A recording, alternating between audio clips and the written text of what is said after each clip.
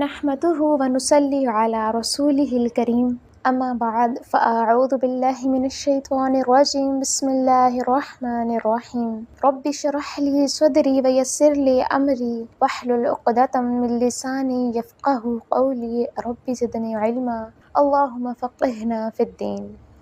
السلام علیکم ورحمۃ اللہ وبرکاتہ۔ امید کرتی ہوں کہ آپ سب ایمان، صحت و تقوی کی بہترین حالتوں میں ہوں گی۔ اللہ تبارک و تعالی آپ کی طرف بڑھنے والے ہر شر کو خیر میں بدل دے اور آپ کے پیاروں کو اپنی امان میں رکھے، آمین۔ آج تفسیر سیریز کا ہمارا 93 ہے، جو انشاءاللہ آیت نمبر 281 سے سٹارٹ ہوگا۔ پچھلے تقریباً 3 لیسنز میں ہم لگاتار سود اور سود کے خبائث اور سود کی ممانعت کے بارے میں آیات کی تفسیر کرتے آ رہے ہیں۔ آیت نمبر 281 جو ہے وہ تو سود کے متعلق ہی ہے، لیکن جو آیت نمبر 282 ہے قرآن حکیم کی طویل ترین آیت ہے، اور اسے آیت دین یا آیت مداینتن کا نام بھی دیا گیا ہے۔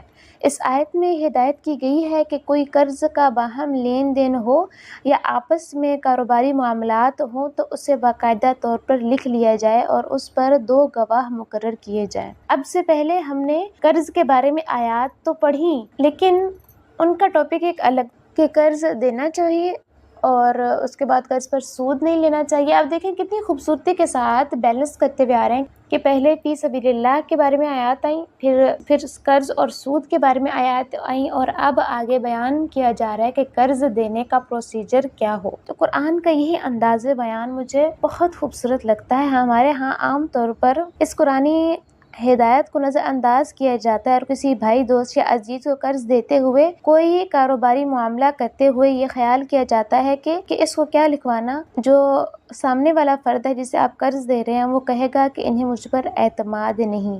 چنانچہ تمام معاملات زبانی طے کر دیے جاتے ہیں، اور بعد میں جب معاملات میں بگاڑ پیدا ہوتا ہے تو پھر لوگ شکوہ شکایت کرتے ہیں اور چیخ و پکار کرتے ہیں۔ اگر شروع میں ہی قرآنی ہدایت کے مطابق مالی معاملات کو تحریر کر لیا جائے تو یہ نوبت ہی نہ آئے۔ حدیث نبوی کا مفہوم ہے کہ جو شخص قرض دیتے ہوئے یا کوئی مالی معاملہ کرتے ہوئے لکھواتا نہیں ہے، اگر اس کا مال ضائع ہو جاتا ہے تو اسے اس پر کوئی اجر نہیں ملتا، یعنی کہ اگر اس کے ساتھ کوئی فراڈ وغیرہ ہو جاتا ہے تو اسے کوئی اجر نہیں ملتا۔ اور اگر وہ مقروض کے حق میں کوئی بددعا کرتا ہے، یعنی جنہوں نے اس کے ساتھ فراڈ کیا ان کے حق میں کوئی بددعا کرتا ہے، تو اللہ تعالیٰ اس کی فریاد نہیں سنتے، کیونکہ اس نے اللہ کے واضح حکم کی خلاف ورزی کی ہے۔ تو اپنے لیسن کو سٹارٹ کرنے سے پہلے جو ہمارے نیو ویورز ہیں ان کو انفارم کرتے چلیں کوئکلی کہ ہم نے آج تقریباً 3 یا 3.5 منتھس پہلے ایک تفسیر سیریز سٹارٹ کی تھی، جس کا آج الحمدللہ لیسن نمبر 93 ہے۔ اس تفسیر سیریز میں ڈاکٹر اسرار احمد اور ڈاکٹر فرحت ہاشمی دونوں کی تفاسیر کو کمبائن کر کے ایک مختصر اور بیسک سی تفسیر کروائی جاتی ہے۔ ڈیلی چھوٹی چھوٹی 10 سے 12 منٹ کی ویڈیوز اپلوڈ کی جاتی ہیں تاکہ آپ دن کے کسی بھی حصے میں انہیں بآسانی سن سکیں اور آپ کے لیے کوئی مشکل و دشواری پیدا نہ ہو۔ اس تفسیر سیریز کو سٹارٹ کرنے کا میرا مقصد ان لوگوں تک قرآن کے فہم کو پہنچانا ہے جن کی زندگیاں بہت زیادہ مصروف ہیں اور وہ قرآن کو سیکھنے کے لیے وقت نہیں نکال پاتے، تو کم از کم دن میں 10 یا 12 منٹ تو وہ نکال ہی سکتے ہیں اپنے دین کو اور قرآن کو سمجھنے کے لیے۔ بغیر آپ کا ٹائم مزید لیے لیسن کو سٹارٹ کرتے ہیں۔ وَاتَّقُوا يَوْمًا تُرْجَعُونَ فِيهِ إِلَى اللَّهِ، اور ڈرو اس دن سے جس دن تم لوٹا دیے جاؤ گے اللہ تعالیٰ کی طرف۔ اب یہاں پر سود لینے والوں یا دینے والوں، اسپیشلی لینے والوں کو یہ یاد دہانی کرائی جا رہی ہے کہ کب تک اس دنیا میں تم لوگوں کا مال ہڑپ کرو گے، حرام کھاؤ گے، سودی لین دین کرو گے، ایک دن تو تمہیں اللہ تعالیٰ کی طرف لوٹ کر جانا ہی ہے۔ اور اسی ضمن میں آپ اس آیت کو ذرا یاد کیجئے، سورہ البقرہ کی آیت تھی کہ وَاتَّقُوا يَوْمًا لَا تَجْزِي نَفْسٌ عَن نَفْسٍ شَيْئًا وَلَا يُقْبَلُ مِنْهَا شَفَاعَةٌ وَلَا يُؤْخَذُ مِنْهَا عَدْلٌ وَلَا هُمْ يُنصَرُونَ، اور ڈرو اس دن سے جس دن کام نہ آ سکے گی کوئی جان کسی دوسری جان کے کچھ بھی، اور نہ کسی سے کوئی سفارش قبول کی جائے گی، اور نہ ہی کوئی فدیہ وصول کیا جائے گا، اور نہ انہیں کوئی مدد مل سکے گی۔ یہ آیت نمبر، یہ میرے خیال سے آیت نمبر 48 ہے۔ سورہ البقرہ کی، اور اس ضمن میں باقی ساری تفصیلات ہم پچھلے لیسن میں کور کر چکے ہیں۔ اگر آپ وہ سننا چاہیں تو میں اس کا لنک ڈسکرپشن باکس میں ایڈ کر دوں گی، آپ وہاں جا کر ویڈیو کو سن سکتے ہیں۔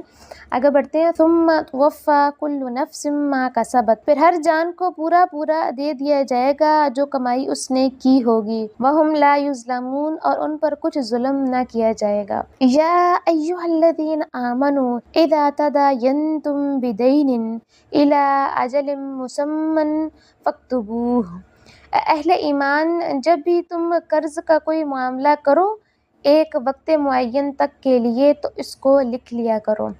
آیت کے اس ٹکڑے سے دو حکم معلوم ہوتے ہیں۔ ایک تو یہ کہ قرض کا وقت معین ہونا چاہیے کہ کب واپس ہوگا، اور دوسرا یہ کہ اسے لکھ لیا جائے۔ فَاكْتُبُوهُ فعل امر کا ہے اور امر واجب کے لیے آتا ہے۔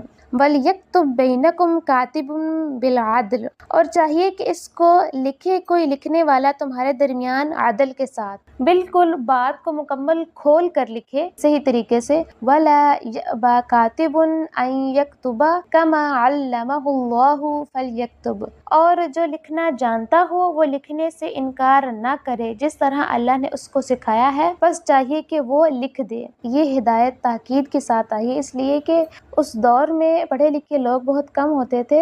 اب بھی مالی معاملات اور معاہدات نویس کم ہی ملتے ہیں۔ وَلْيُمْلِلِ الَّذِي عَلَيْهِ الْحَقُّ، اور املا وہ شخص کرائے جس پر حق آتا ہے، یعنی جس شخص سے قرض لیا وہ دستاویز لکھوائے کہ میں کیا ذمہ داری لے رہا ہوں، جس کا مال ہے وہ نہ لکھوائے، ٹھیک ہے؟ جو مقروض ہے وہ لکھوائے گا کہ میں نے اتنا مال اس شخص سے لیا ہے اور اس وقت تک لیا ہے، میں اس وقت تک اس شخص کو وہ مال واپس کر دوں گا۔ وَلْيَتَّقِ اللَّهَ رَبَّهُ، اور وہ اللہ سے ڈرتا رہے اپنے رب سے۔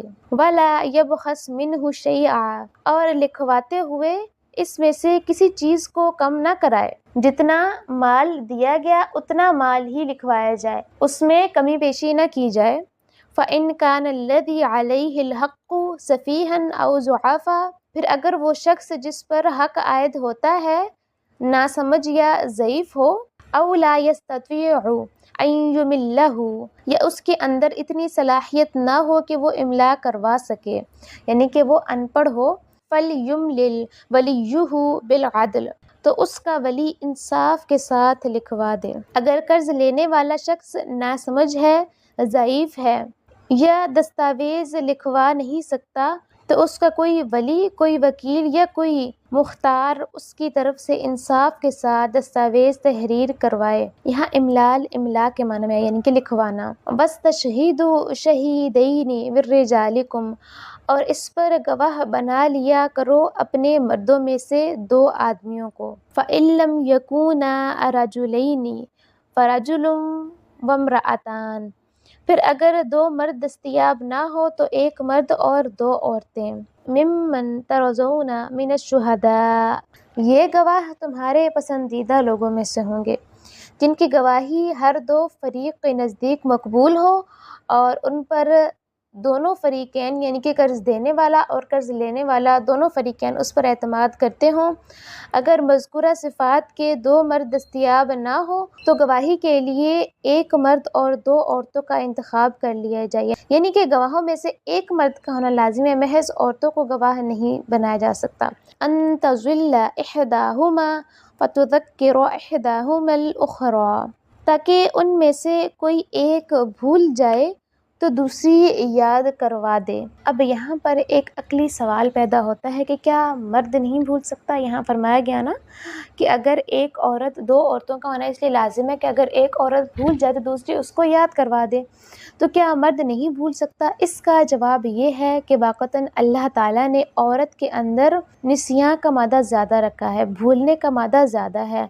الا یعلم من خلق وہو اللطیف الخبیر، کیا وہی نہ جانے گا جس نے پیدا کیا اور وہ بڑا باریک بین اور ہر شے کی خبر رکھنے والا ہے۔ جس نے پیدا کیا ہے وہ خوب جانتا ہے کہ کس میں کون سا مادہ زیادہ ہے۔ عورت میں نسیان کا مادہ کیوں زیادہ رکھا؟ اب اس بات کو بھی سمجھ لیجئے، یہ بڑی عقلی اور منقطع بات ہے کہ دراصل عورت کو مرد کا تابع رہنا ہوتا ہے، لہٰذا اس کے احساسات کو کبھی ٹھیس پہنچ سکتی ہے۔ اس اعتبار سے اللہ تعالیٰ نے اس کے اندر بھولنے کا مادہ زیادہ رکھا کہ اگر کبھی مرد اور عورت کی آپس میں اونچ نیچ ہو بھی جائے تو عورت کچھ عرصے کے بعد اس کو بھول جائے اور وہ آپس میں دوبارہ نارمل ہو جائے۔ چنانچہ یہ نسیان بھی اللہ تعالیٰ کی بہت بڑی نعمت ہے، ورنہ نہ تو کوئی صدمہ دل سے اتر پاتا اور نہ ہی کبھی غصہ ختم ہوتا، نہ کبھی عورت کے دل سے کوئی بات نکلتی۔ تو یہ میاں بیوی کے اور مرد اور عورت کے رشتے کو چلانے کے لیے ہی اللہ تعالیٰ نے عورت میں نسیان کا مادہ جو ہے وہ زیادہ رکھا ہے۔ کہ دوسری وجہ یہ ہے کہ عورت بہت زیادہ حساس طبیعت کی مالک ہوتی ہے، عورت کا دل بہت چھوٹا ہوتا ہے، چھوٹی چھوٹی باتیں عورت کو بہت محسوس ہوتی ہیں، اور بعض اوقات مردوں کو محسوس بھی نہیں ہوتا اور ان کی زبان سے کچھ ایسے کلمات نکل جاتے ہیں جس کی وجہ سے عورت کی دل آزاری ہوتی ہے۔ اور اگر اللہ تعالیٰ عورت میں یہ نسیان کا مادہ نہ رکھتے تو یہ دل آزاری کبھی ختم ہی نہ ہوتی، وہ دل آزاری کی باتیں کبھی دل سے نکلتی ہی نہیں۔ تو یہ عورت کی نیچر ہے کہ وہ اپنے شوہر کی کچھ محبت بھرے جملے سن کر پچھلی ساری باتیں بھلا دیتی ہے۔ تو یہ ہم کہہ سکتے ہیں کہ عورتوں سے زیادہ مردوں کے لیے یہ فائدے کی چیز ہے، عورتوں میں نسیان کا زیادہ ہونا۔ تو آج کے لیے بس اتنا ہی کہ ہم نے آیت کے آدھے حصے کو کور کیے، کل انشاءاللہ ہم نیکسٹ ہاف کو کور کریں گے کیونکہ ٹائم بہت ہو گیا ہے، ویڈیو لمبی ہو گئی ہے نارمل روٹین سے۔ امید کرتی ہوں کہ آپ کو اچھے سے سمجھ آ گئی ہوگی۔ اور بات یہ آیات جو ہیں وہ تھوڑی سی ٹرکی اور تھوڑی سی پیچیدہ ہے کیونکہ یہ قانونی معاملات ہوتے ہی تھوڑے پیچیدہ ہیں۔ تو انشاءاللہ آیت کے لاسٹ پہ میں آپ پوری آیت کو سمرائز کر کے ایک خلاصہ بیان کر دوں گی جو آپ کو آسانی سے سمجھ آ جائے گا۔ تو آج کے لیے بس اتنا ہی۔ اللہ تعالیٰ پڑھنے پڑھانے اور سننے سنانے پر عمل کرنے کی توفیق عطا فرمائے۔ وآخر الدعوانا ان الحمد للہ رب العالمین۔ السلام علیکم ورحمۃ اللہ وبرکاتہ۔